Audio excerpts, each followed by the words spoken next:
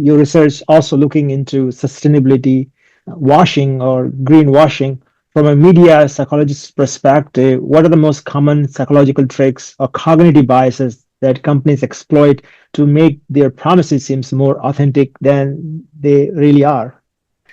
Well, that's really interesting because I last week, no, 2 weeks ago, I was in Switzerland Mm, and gave a talk at a conference, and they just came up with yeah, my first definition for what do I mean with sustainability mm, washing as the mm, next step after greenwashing. But I think what greenwashing and sustainability washing both have in common mm, is smoke screens that make customers believe they're doing yeah, good.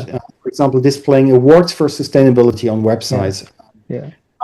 We know that from source credibility research from the elaboration likelihood model of Cacioppo and Mm, Petty mm, that these are peripheral cues that should assure consumers that everything is in the right way. mm, So for me, when I came up with that definition, so sustainability washing refers so that's my definition, to the systematic, intentional exaggeration, distortion, or misinterpretation of mm, environmental, social, or governance mm, performance, and that by communication or through mm, communication reporting.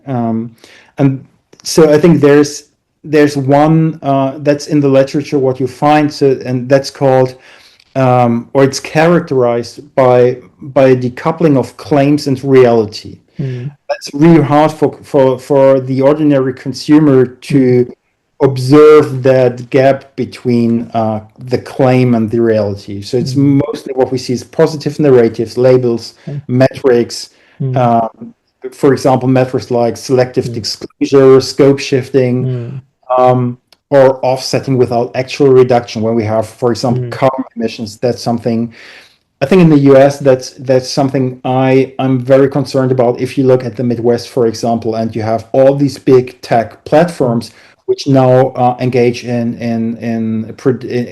generative AI, mm, and they all have to build server farms. And mm, the first thing they do, mm, they speak about carbon emission reduction by solar energy mm, or wind power. What they don't tell you is the rise in water they mm. use for cooling these server farms, Okay. Yeah. what that does to rural communities, for Mm, example, mm, rising prices for water supply, all mm, these things that happen.